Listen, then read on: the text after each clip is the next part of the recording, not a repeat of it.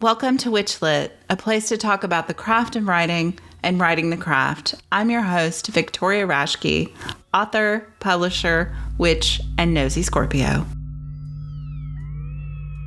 Bia Hedera is a California-born, Pacific Northwest-based sculptor, folklore enthusiast, writer, and occult practitioner, operating a blog dedicated to folkloric witchcraft in the Americas, modern animism, and sacred art.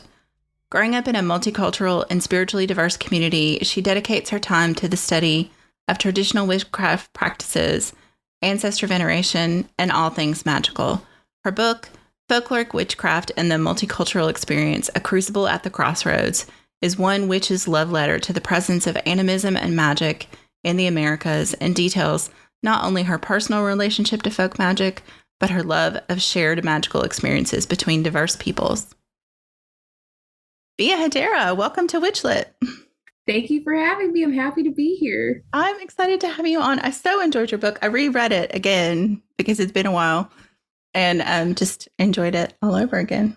Thank you so much. It's good to have you on. So since we're a podcast about writing, even though you do tons of other things, our first question for everybody is why write? Why write? I have a spiritual fascination with the written word. I don't think mankind has done anything more of note than creating a way to speak and communicate with one another, whether it's language or visual arts or music or writing. I feel like this need to give birth to ideas and communicate them with people. And I feel this intrinsic need to find the points at which people meet in harmony. And I find that writing is this point, much like music, that people are instantly drawn to because it's something that can communicate across continents, across language groups, across spiritualities. It changes the way people see each other and the world around them, the way they imagine their futures and perceive the past. And those connections, I think, are so powerful and human. I have to indulge in it. It's kind of more of a compulsion than a passion. Yeah. Yeah. I think I feel like the compulsion is consistent for a lot of writers. It's just the thing we have to do, or we get weird. Absolutely. It's a pressure that has to be sort of addressed at some point. I think ideas are a lot like that, where you have to give birth to it. You have to bring it into the world to exist, or sometimes the fear of losing it is so powerful. Mm-hmm. And I think that's a lot of why I write, is I cannot bear the idea of losing these imagined, these realities I've made for myself, or these ones I'm indulging in. I just don't want to lose those parts of them. So putting them down somewhere where I can communicate it to people and pass it on is really important for me. Yeah. So what did your professional writing journey look like? So you started blogging before you published the book. So what did kind of moving from blogging to published book look like? You know, I had done a lot of like smaller time writing, mostly for like college editorials and stuff. And I was told by a couple of my instructors that I should really try my hand at expressing something that I'm really passionate about.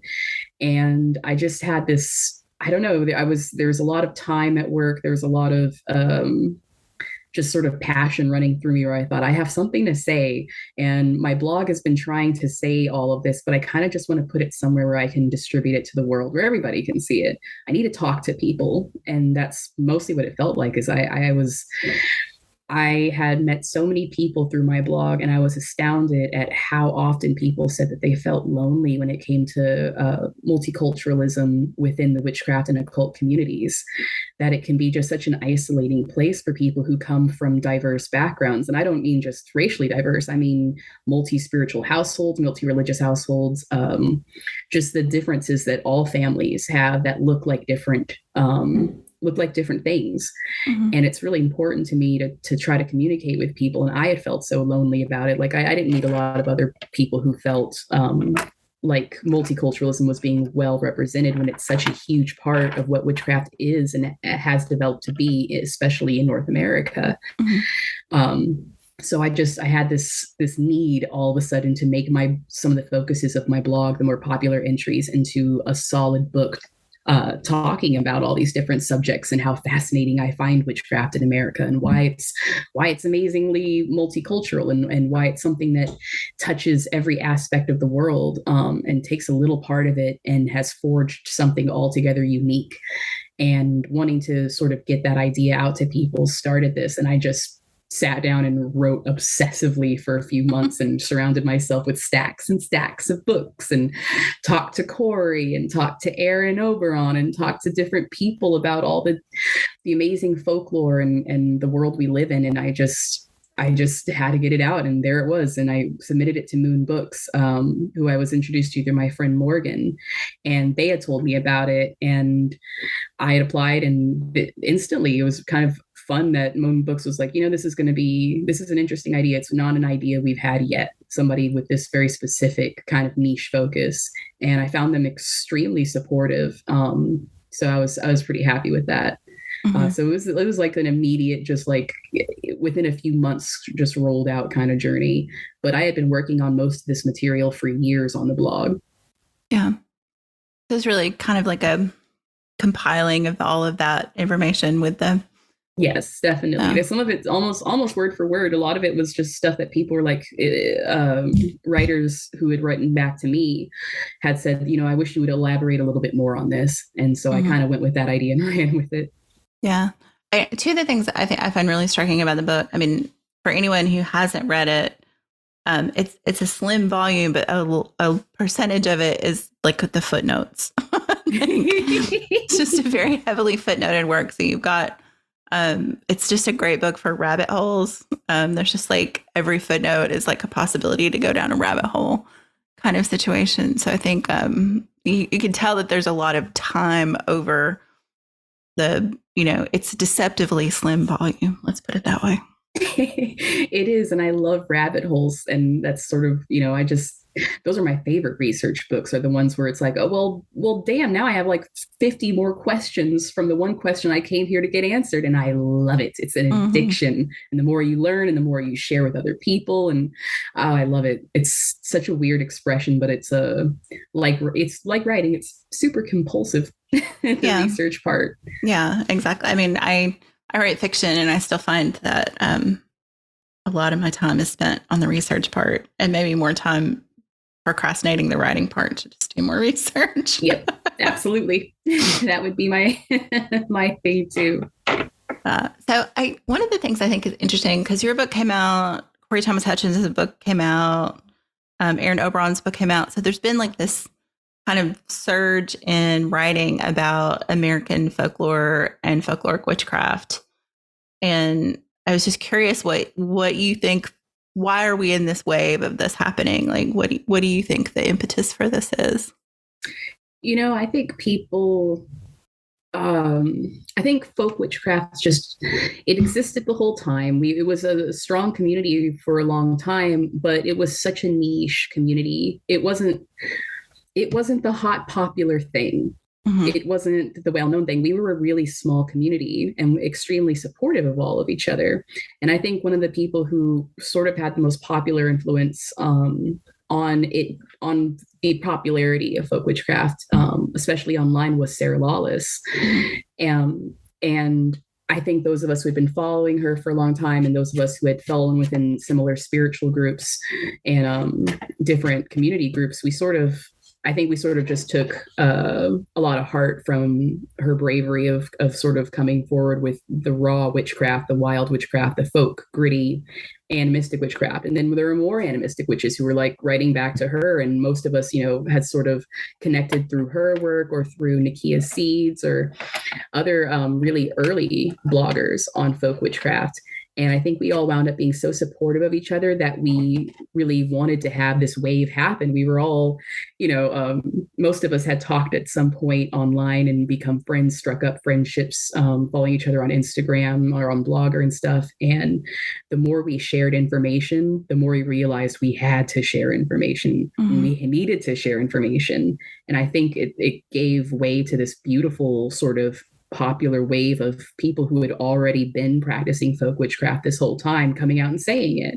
I also think that for a long time, witchcraft meant something it had a very specific connotation, I think, especially when I was growing up. When people thought witchcraft, they thought Wicca, thought charm, thought white light, they thought this very specific kind of media. Mm-hmm. And what witchcraft looked like for a lot of us practicing it was just this everyday gritty thing. It was, throwing salt over the shoulder. It was, keeping up grandma's recipe and saying the same blessing on the bread that she did. It was just a simple part of life that we started to realize as we all started writing more about it on our blogs and stuff. We were all sharing and indulging in these very similar practices, this expression of magic that exists every day in every little form all around us. And I believe that sort of spurred this beautiful change that allowed people to feel like they could express themselves and express what folk witchcraft looks like to them, because it's a very open space. You can be a folk witchcraft of any variety. You could be a Christian folk witch or a pagan folk witch. Mm-hmm.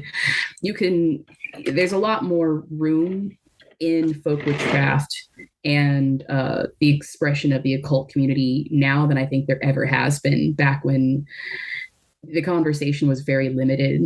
And I kind of love it. I kind of love how it exploded in every direction. Now there's every kind of practitioner that you can find with incredible information to share. Mm-hmm. Yeah, reading your book and thinking about like how many things are, though there are unique things, regionally in the US and North America, but like how many things overlap. And partly you point out because we're not a rooted people. Like people move away from their family. They, I grew up in East Tennessee and now I live in California, like just you take those things with you, and partly they just grew up the same. Like people just had the same idea across time and space for the same kind of things. And I think that pointing that out is really fascinating to me. And it was one of the things I loved in each chapter of the book, this idea of like, oh, we're different, but we're the same. Absolutely. And that was sort of, it was the core values within my family, which is heavily adoption based and heavily mixed and extremely large. It was this idea that our similarities should be celebrated and our differences are equally worthy of celebration, that the past is a beautiful and ugly place, but it's where we come from. Yeah. And that is a path we are all taking. None of us gets out of that. Yeah. And I do wonder if part of the resurgence in the public eye, like you said, I think it's been going on the whole time, but like the public resurgence of kind of this folkloric witchcraft and local superstition and things like that. Because I do think that, there was this time when, especially in the 80s and 90s, when people are like, we'll just take whatever we want and it's fine. And we'll just make this soup of witchcraft that, we don't need to tell you where it's from. We're just going to do it. And people are like re-examining that. And yes. So I think that it seems to be feeding into that trend. And I think it's a good thing to see, because I do think it's important, and you point this out of the book, there's a massive difference between appreciation and appropriation. Absolutely. Authenticity has everything to do with that. And I love that this move towards animistic folk religion and folk magic promotes the idea of staying authentic to where you grew up, where you come from, and also what you know and what you respect and have come to learn. There's space for all of that. And all of it has its equal parts, and it's all about the authenticity factor. And I think you're right. I think the more that people over time have pointed out how much we can, flippantly steal and appropriate ideas for our own benefit, especially monetary benefit for some people, and how dangerous that can be to stifle the creativity and voices and independence of the people who originally create art and create language and spiritual systems. I love that the answer to that within the witchcraft community was going back to the roots that we know as individuals, and also opening the doorway to say, in especially in North America, in the Americas itself, the kind of history we had necessitates a level of synchronicity and syncretism. It's the way religion developed here, because it couldn't have developed into any other kind of way. This is the circumstances. This is what happens when you do have slavery, when you do have a colony, and when you put together every kind of person in the world. You get a influx of every kind of possible spirituality, political belief, ethnic mixing of customs, mores. It's beautiful to me. And yes, it's a horrifying history, but it's also exactly where I come from. And without it, I wouldn't exist. And people like me, millions of Americans like me, wouldn't exist. Yeah. So it's kind of like a humbling place to see how many people are looking back at history and choosing a really positive path forward with magic. Yeah. No, I agree. And I think it is, talking to people from Europe about witchcraft, like I do think sometimes they look at us like we're a little insane. Like how, why would you call yourself a German American, Swedish, blah, blah, blah. And I was like, well, because like that's where my ancestors came from. That's where their ancestors came from. Or their ancestors, or like a lot of people who were brought because of slavery, like they don't know where their ancestors are from. I mean, they have Western Africa, but not the specific ideas of where those people came from. And I'm just like, Europe is different. It's like trying to explain that America has its own culture, but it is a mishmash, and that is different. I mean, those mishmashes happened in Europe a longer time ago, so they're not as, in people's memory of their family coming. Absolutely. I have that conversation a lot with people who are outside the US, who are like sort of flabbergasted by the lack of history I have as a Black person. Like they're, as especially when you're mixed, they're like, how do you not know? How do you not know where in Africa your ancestors came from? And I'm like, that was a few hundred years. We were, it's not like they kept records for slaves. Or if they did, they destroyed them. They destroyed them. And it's not like there's the systemic rooting out of everything having to do with their Africanness in order to make them compliant slaves, in order to subjugate human beings. And so I think it's different here for those of us who grew up in America. It's a conversation we have been having since the day we're born. We are constantly aware of this conversation going on here. And so I think maybe from the outside, the perspective can be a little strange and it look like our history's cut off from ourselves. And in many ways, Americans are iconoclastic. We do love to destroy old things and build new, fresh right on top whenever we can. But in this way, it's just there's such a complexity to our history that's it's astounding. Astounding the conversations that we have to have with one another about it across the sea. Across the sea, yeah. And I do think, one of the things I think about, people who chose to come were the kind of people who would leave, right? Right. So like people who had a choice to come to America came for certain reasons. And then you have a whole nother influx of people who could come as refugees or for asylum who maybe didn't want to come, but this was the best option. So there's like all of these different ways to come to the United States or North America or, whatever it is in the permutation where your family came. And, that's a lot of complex emotions for a lot of people to sort through who they are, where they're from, and why they're here.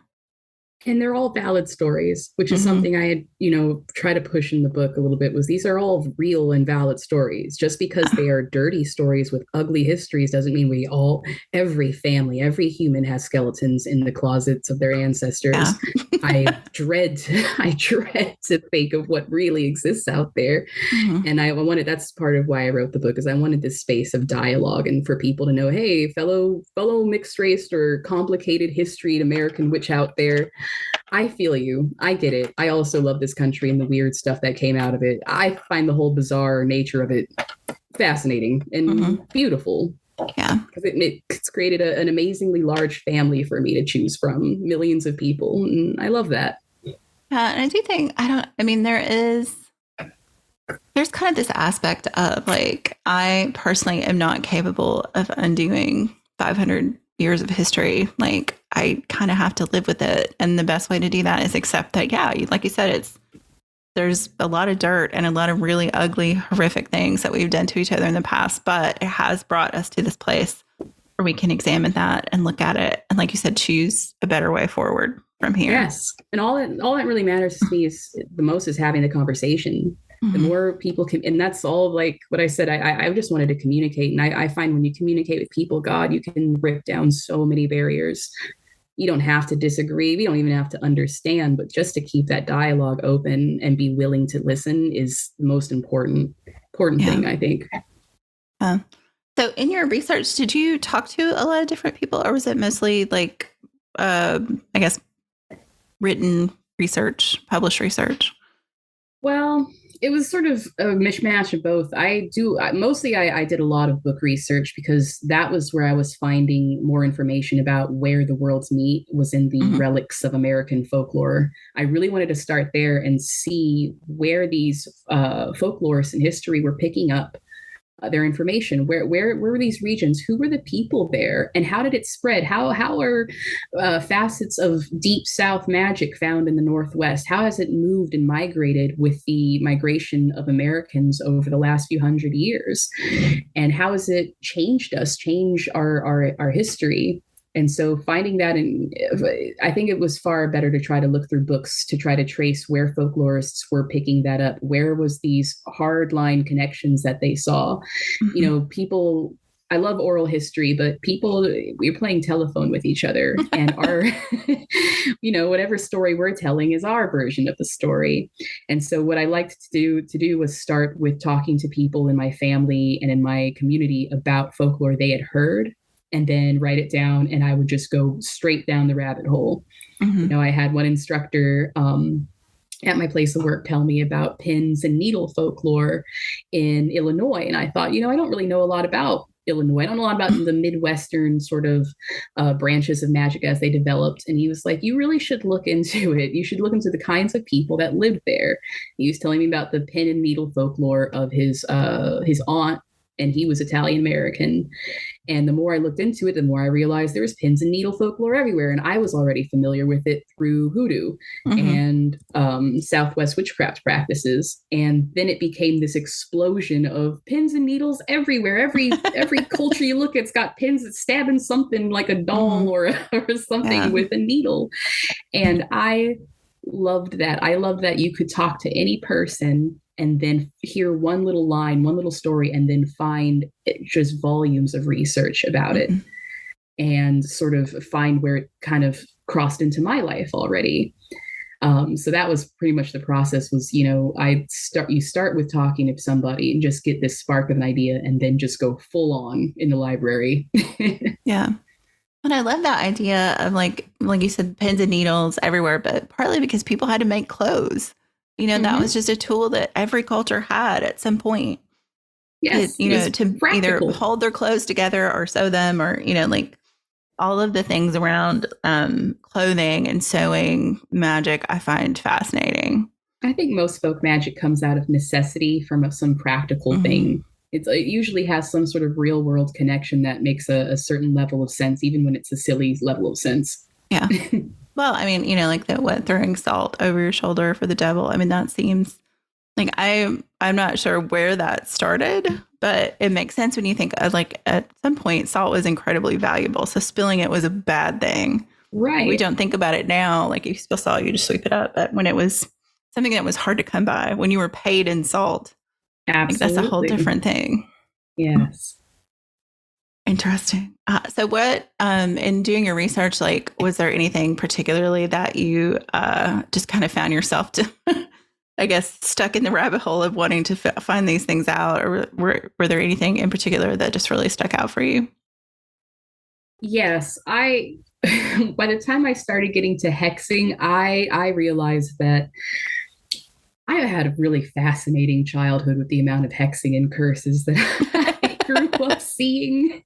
And I didn't realize it until I was doing more research. And I was like, my God, there's some vindictive people in my family. But I loved it. It was just the more I found, the more I realized that is the most prevalent form of magic that I've ever found that isn't, other than healing, anything related to healing the body, healing the soul and the spirit, cleansing the body and the soul and the spirit. That might be the most popular form of magic. But next to that, hexing, because everyone is doing it. And there are a million ways to do it. You can grind up scorpions and feed it to your lover. You can wash his socks in your urine. You can do all sorts of nonsense, incredibly weird, bizarre things. Or revenge really is a dish best served cold, I guess, because some of these spells are so cold. They are just so mean. And I realized that hexing is this incredible expression of like human rage. Mm-hmm. And pettiness, and pettiness too. Oh, sometimes. Absolute pettiness, just so petty. And the part of me that on occasion would watch like Basketball Wives or something, kind of relishes that pettiness. And the more I researched it, the more I realized that I was really into hexes. And even though I myself personally do not get into that form of magic very often, I have a huge respect and fascination for it now that I know how many cultures agree that you should fuck somebody up magically when they mess your shit up. And I really respect that us humans can come together over so many things, whether it's love or hate.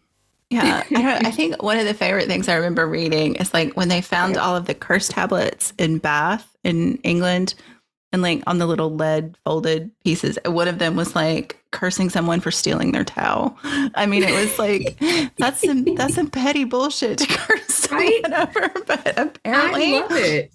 Yeah. I mean, like, there you go. Keep them on their toes, right? Mm-hmm.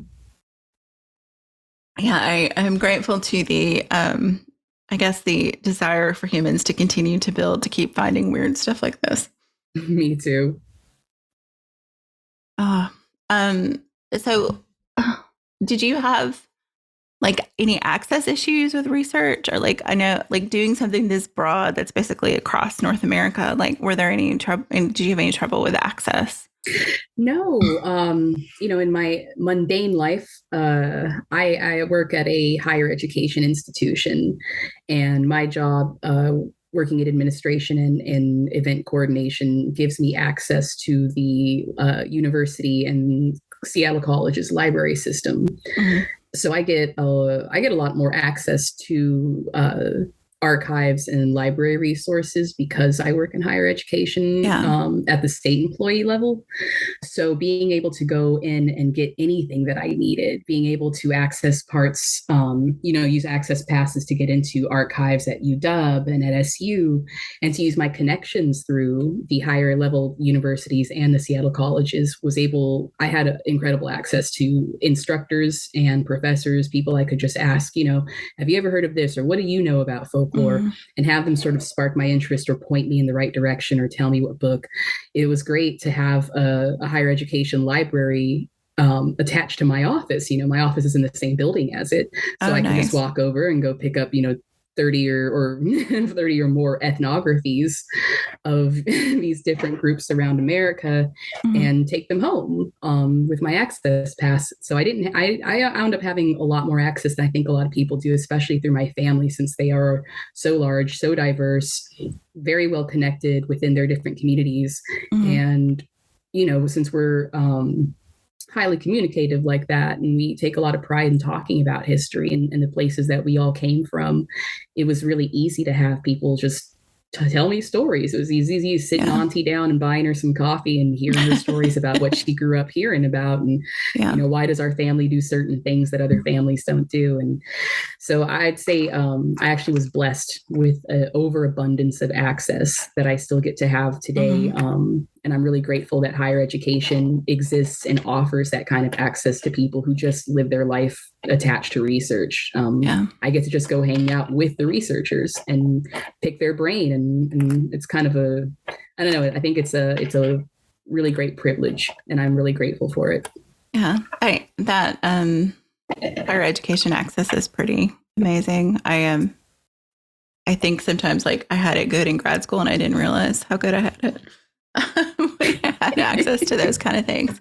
It's much harder to get outside academia. It's really hard for the lay person to get academic access.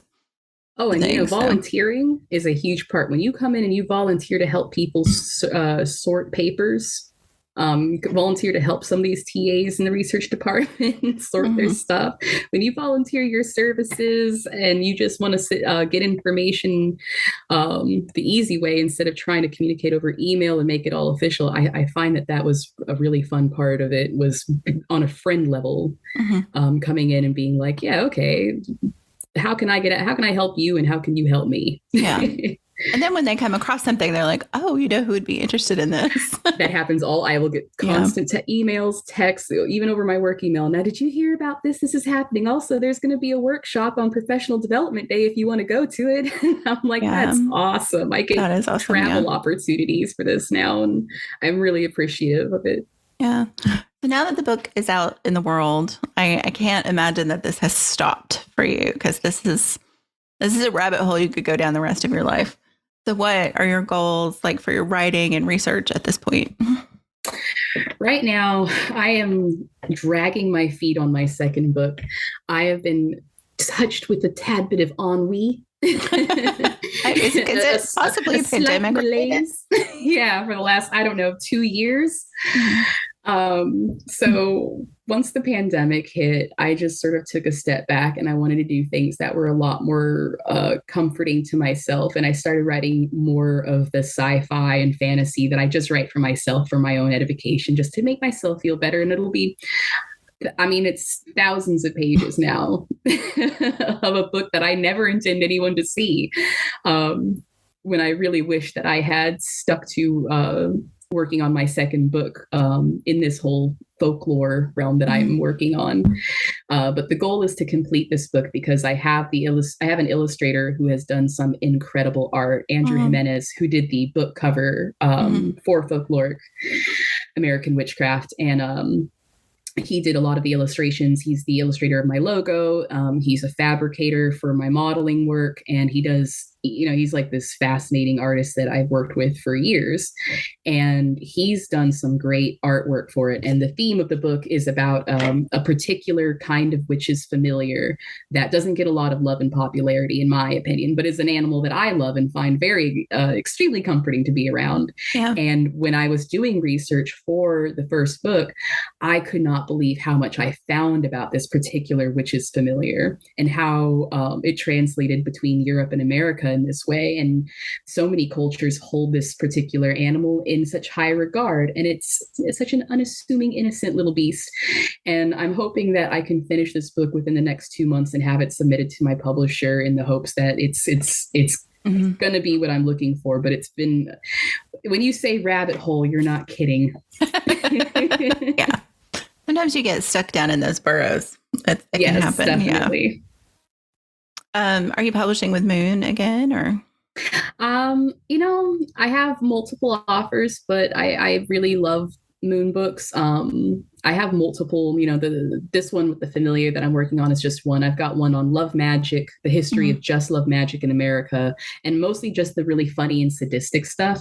That's a separate book I've been working on that I'm really into, but I really want to get more authors in on it eventually. And I'm looking forward to presenting that. And I'd like to submit that to some of the different offers that I've gotten, but it started from a conversation over at Inciting a Riot, and we had talked about how fun it would be to compile a book of just some of the most heinous, most ridiculous sort of spells and charms that we found in folklore.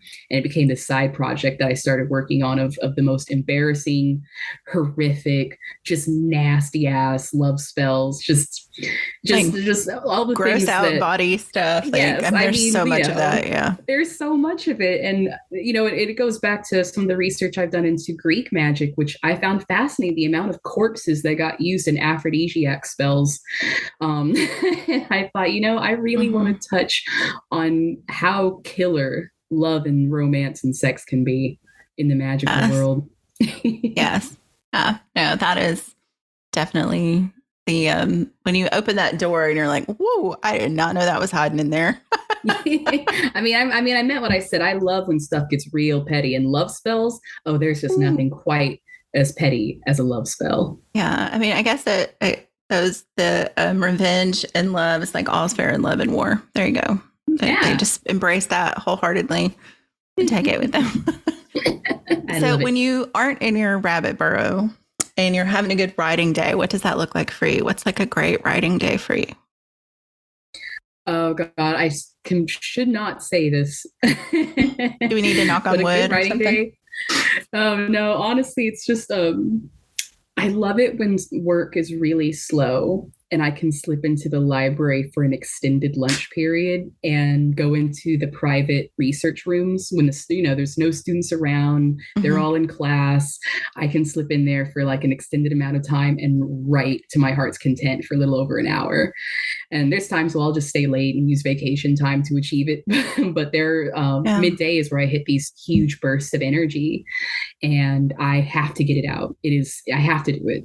And luckily, I have a very understanding people around me who know that, Via's gonna go disappear into the library for a little while and be buried under a book and is not gonna be on her email. So for me, the best kind of writing day looks like that. And I get a lot of those days. And it's been incredibly therapeutic. Yeah, I it's funny to me, like everyone's like energy center for writing seems different. Like, I will never be one of those people who get up at 4:00 in the morning and write. I'm just not that person. But I appreciate people who are. But I do think the thing that you touched on with that is that I think for a lot of people, it's the ability to go somewhere where there's not distraction. Like I have worked at home for years. And during the pandemic, I lost my ability to go away from home to write because I would go to a coffee shop or something and write where it wasn't like, oh, I could just go put in a load of laundry or I could alphabetize the spice cabinet instead of writing. Like it's that I am in a place where writing is the only thing I can do. This is where my energy is focused and do that. So it makes sense to me that you would like slink away to where nobody's there to disturb you and there's nothing pressing on you except the writing. Absolutely. I do so much better in a classroom sort of setting if I can. I hate working out of my living room sometimes because if there's a TV in there, that's the focus now. But when I can do it in the library, what I can do is I can take these 12 or 30 books, I can lay them all out on the exact page that I want on the table, turn to a whiteboard and write down every single bit of information, their page number. And once I can write it all out and see the connection, and that's really a lot of how the book got written was these huge piles of books zoning in with complete and utter focus for these amounts of time and just compiling line after line of research and finding those connections, drawing the web between them, sort of like a detective. It was really fun. And I kind of need that in order to achieve what I've got to do. Yeah. And one of the things that I was thinking of reading your book and talking about like where, the places where you have like kind of a little index of where things came from or like certain parts of the country that things are common. And I thought, wouldn't it be interesting to like look at contemporary spell books and basically diagram them like a sentence? Like this, this spell that this author has written or compiled from, where did all of these pieces come from? Because I guarantee you it's a soup.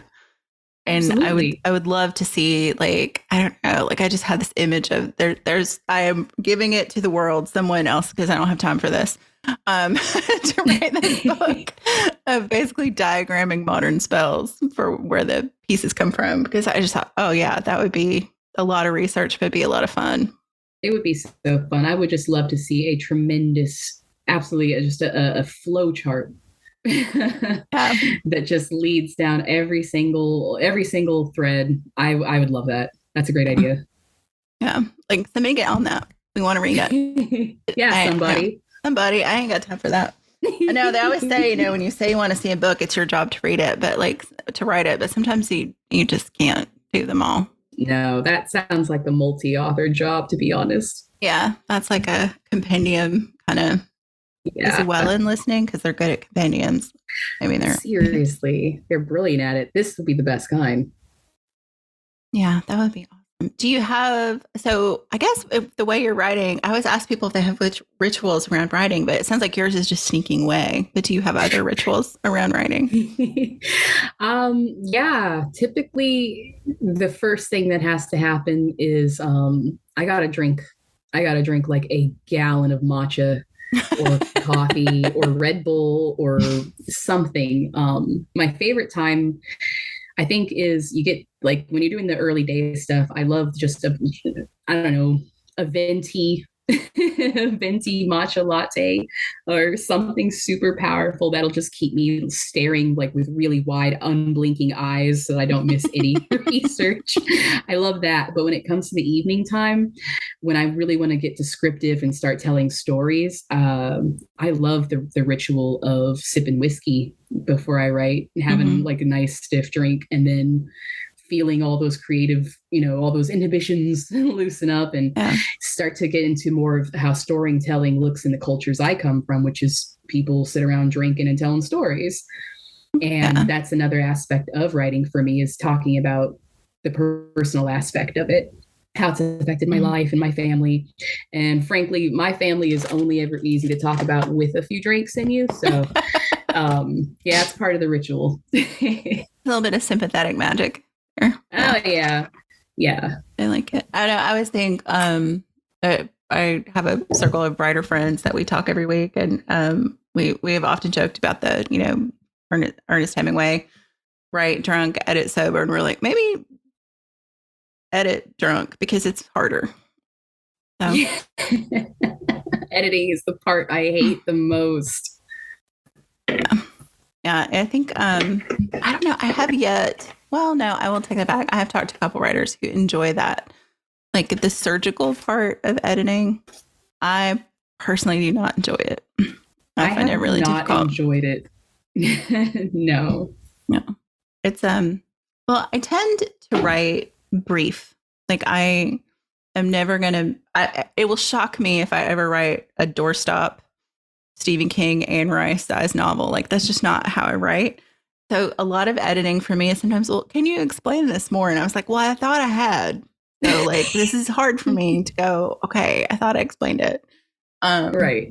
Instead of cutting, mine is a lot more like chinking in things that, the editor's like, I don't get this, instead of exercising things out of it. And I'm like, maybe that's why I hate editing so much. See, I have grammatical and spelling issues where I think I just speed read. And so I miss a lot of things that I wish I could have gone on and been like, no, that's not capitalized, or no, that's not italicized. And, but that's something you wind up learning as a new author, especially when you're working in smaller publishing groups.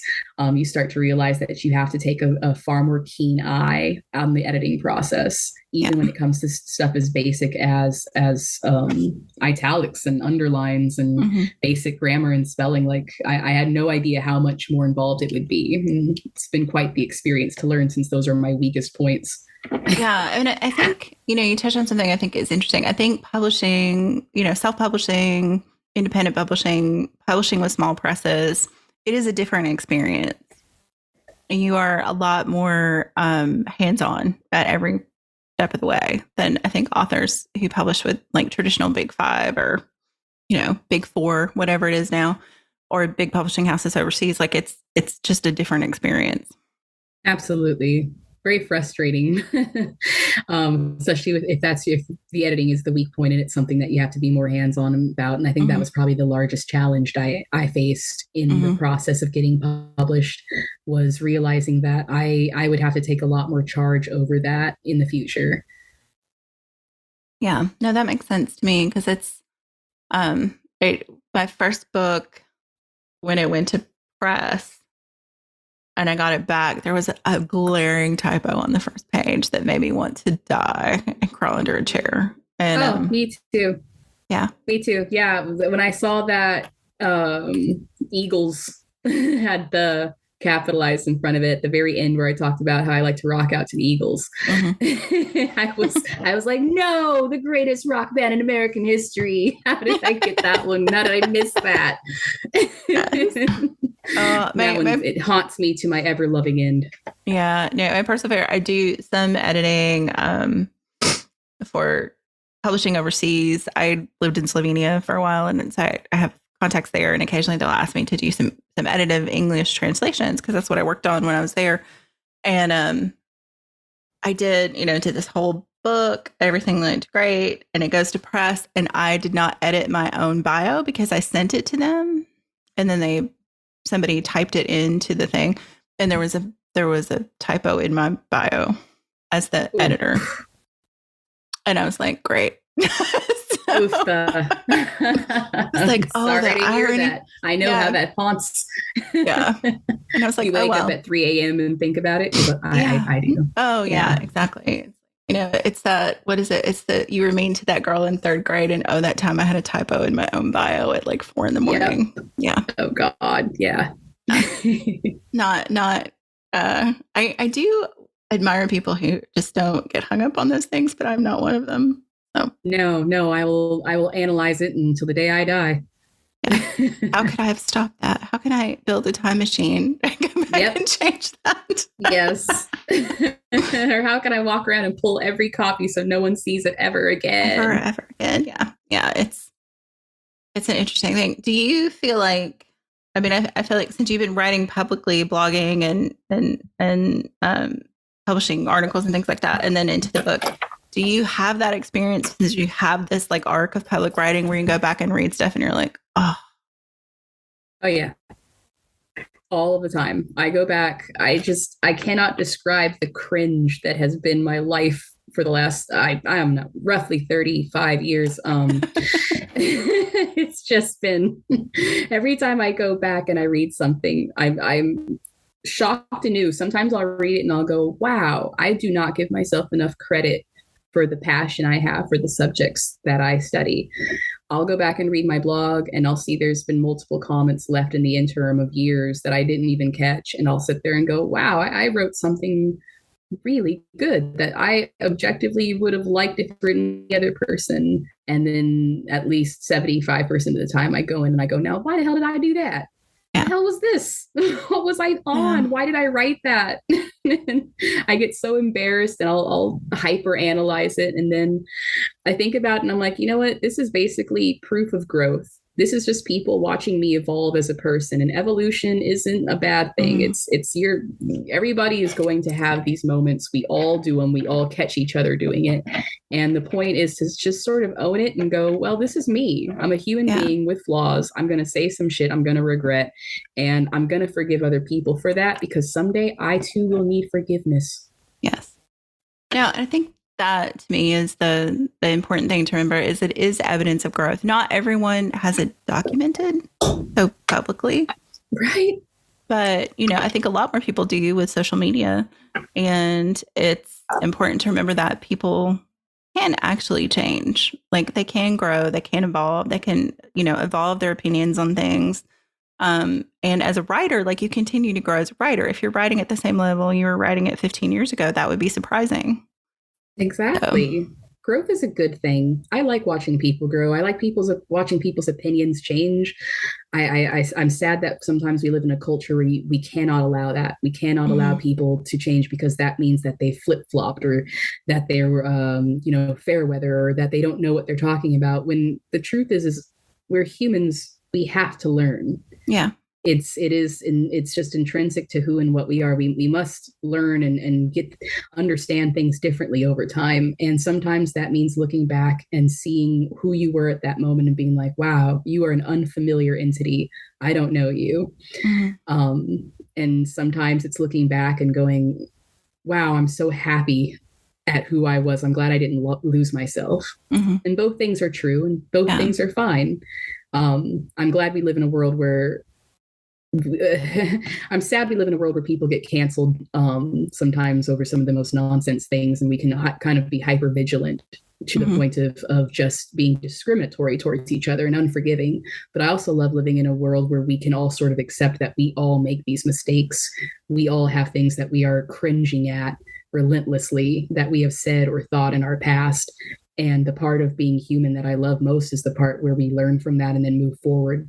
Mm-hmm. Because there can only be a forward. There should only be a forward. And staying stuck on the old stuff is as much as I love old stuff like folklore and old witchcraft.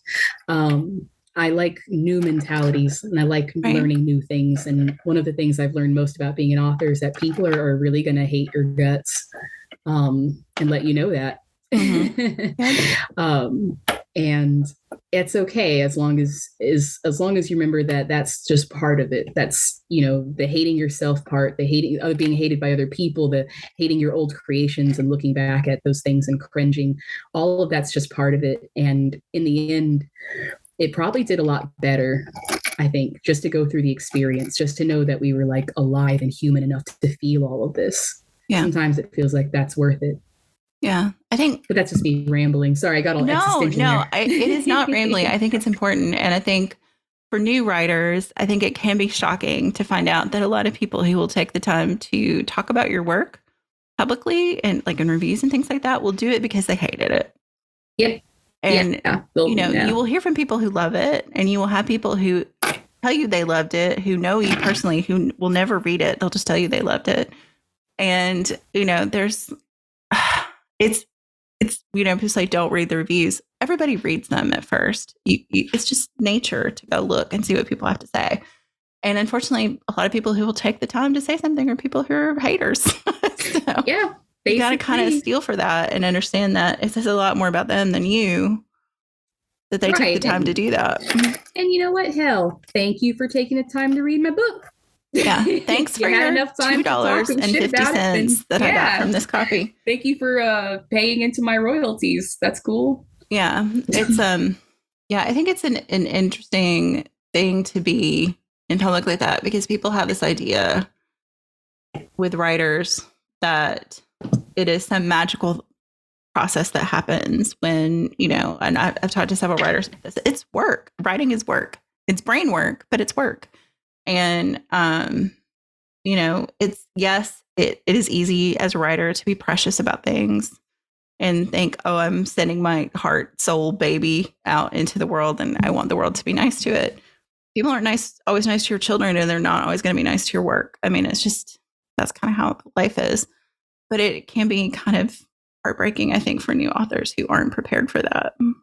Absolutely. And, I was, because I had at least done smaller articles within higher ed and stuff. So I was used to getting criticism, especially from like instructors, from people who, I really wanted to impress. So I had a thicker skin about some things. But it took me about 3 days after it came out for me to never see reviews again. I haven't looked at the reviews ever since. Yeah. Anywhere. I do not. I think it's smart.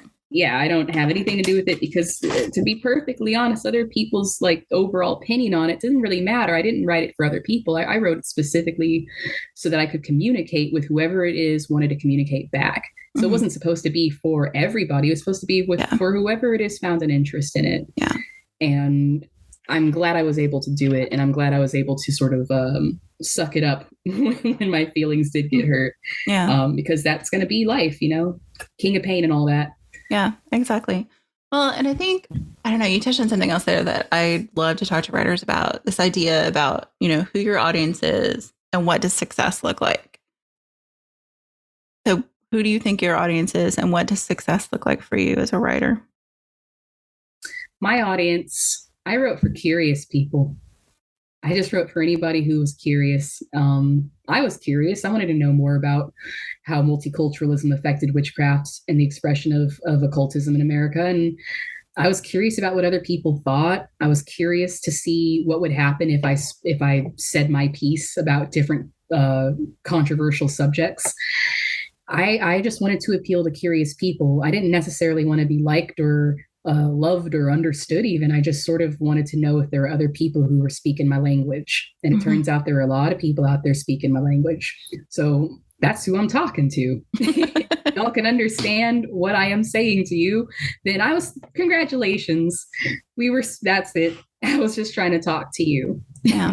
And success to me, I remember the moment I felt successful was getting a message on Instagram from somebody that I had been following, an artist that I really, really liked, who told me that they felt seen as a mixed person, especially as a white passing mixed person who's American. They said, it was so affirming to read that chapter you had about how this is just who we are. This is what we look like. We look like anything. We can be anything. Like, what is an American?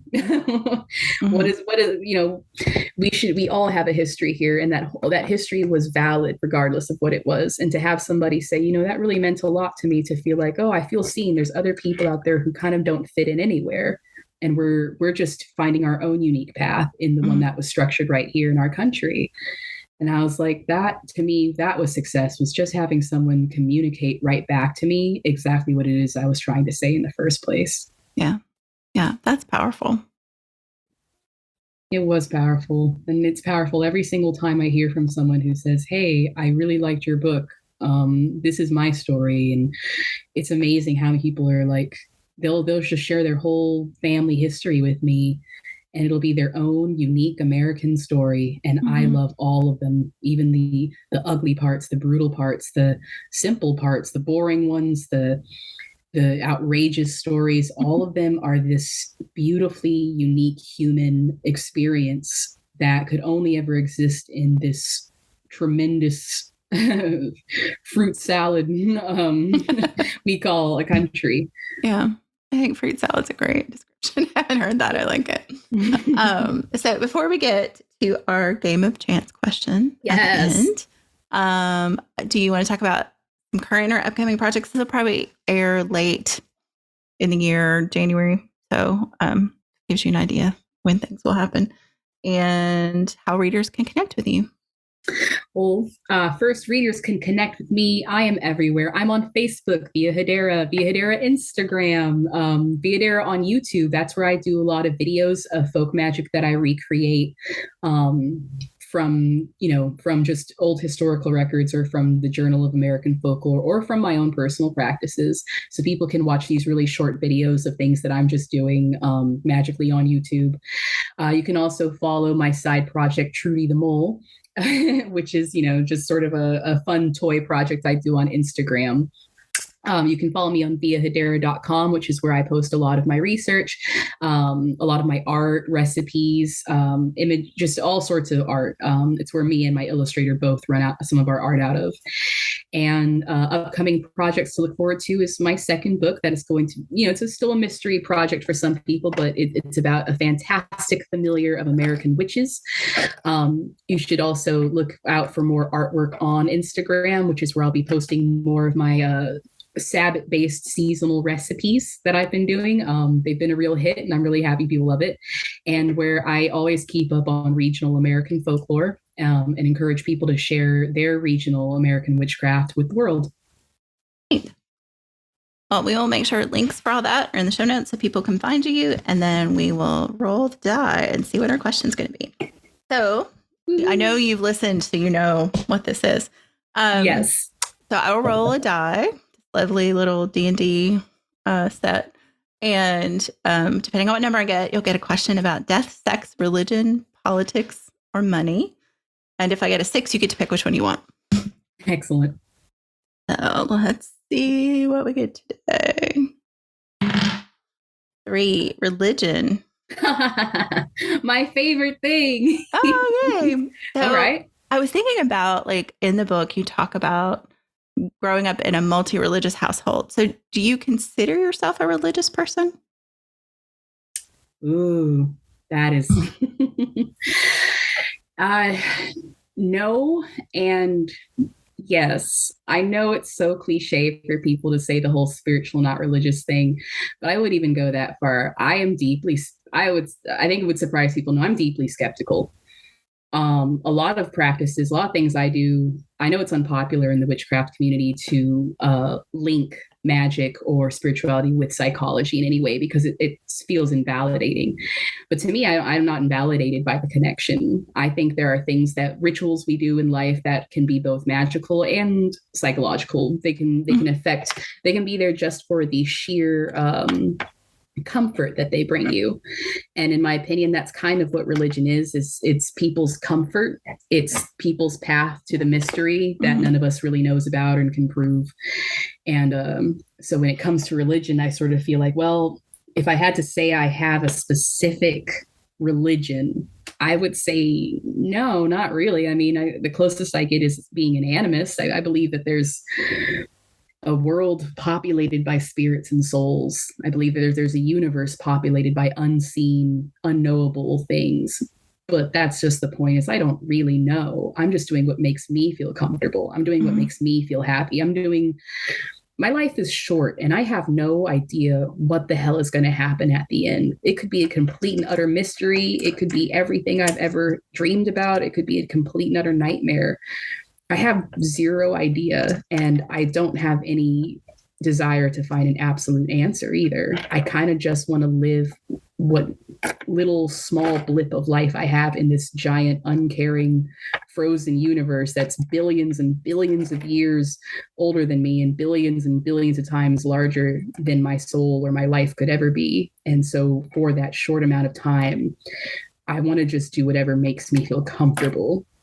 So I wouldn't say it's a religion as much as it's just me trying to live. So I'm not sure if I would consider myself religious. I just have very good ideas. Yeah. I think that's a line from a movie. Very, yes. Very, yeah, Dogma. Yeah. I know a lot of witches and agnostic types who got a lot out of that movie, funnily enough. Definitely. But you touched on the skepticism, and I always, I hesitate to always ask people if they're a skeptic, because I think some people don't want to talk about it. But, I have a core skepticism too. But I think at the same time, like you said, it doesn't negate my practice. It doesn't negate what I believe. I think it just keeps me safe in many ways. Yes, I need skepticism. I need my doubt. I believe doubt and skepticism is a propulsion for evolution. I don't ever want to believe in something so much that I am blind. So I don't really consider myself like a believer in anything. I wouldn't say I believe in all of this. I would say I practice what I practice and I do what I do. I feel what I feel and I have all these ideas, but beliefs are dangerous. Beliefs tell you what you want to hear. It is self-serving. It is, it's wish fulfillment. Yeah. And I don't ever want to believe in anything so much that I lose myself and I lose my sense of center. And to me, I feel like reality, is pretty clear. There's gravity, there's physics, there's chemistry, there's a world of that can be explained by these different scientific principles that are no less magical simply because they were explained scientifically. It's still magical to me. The birth of a baby is magic to me. People getting through the things that they do every day can be magical to me. So I really embrace the skepticism because I like doubting. I like wondering if I'm right. That's why I like talking to people and knowing if I'm wrong. That's why I like making friends with people who don't share my political or religious opinions, because I always want to be challenged. I want to know. I want to hear it all so that at the end of the day, if I still stick with what I believe in or what I think I believe in or what I think I feel or anything like that, at least I know that I had options and I chose what was right for me. You examined those beliefs. Yes. Yeah.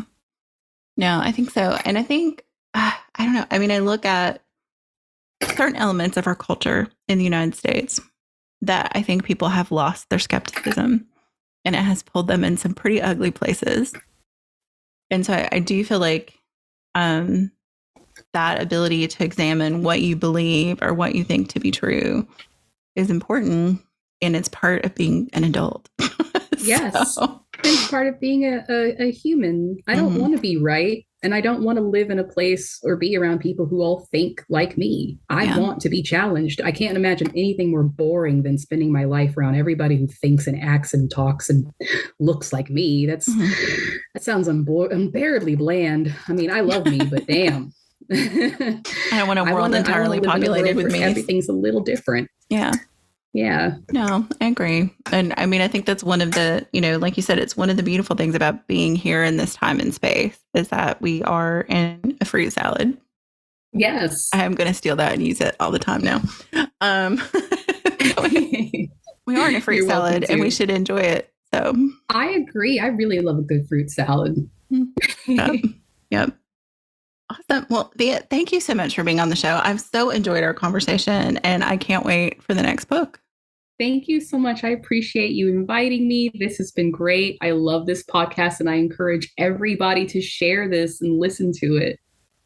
Thank you. That makes my heart sing. Thank you. I'm so excited. WitchLit is a production of Thousand Volt Press and is edited by Kaifel Agostini. Our music is Voices by Alexander Shenekar. You can support our work at ko-fi.com/witchlitpodcast. And if you'd like to submit your own death, sex, religion, politics, or money questions, or have questions or comments about the show, you can send an email to victoria@witchlitpod.com. And please be sure to let us know if we can use your name on the show. Transcripts and all our previous episodes are available at witchlitpod.com, and you can follow us on Instagram and Twitter @witchlitpod. If you enjoyed this episode, please subscribe and consider giving us a rating or review wherever you listen to podcasts. It helps other witches find the show. Thanks for listening and for reading witchy.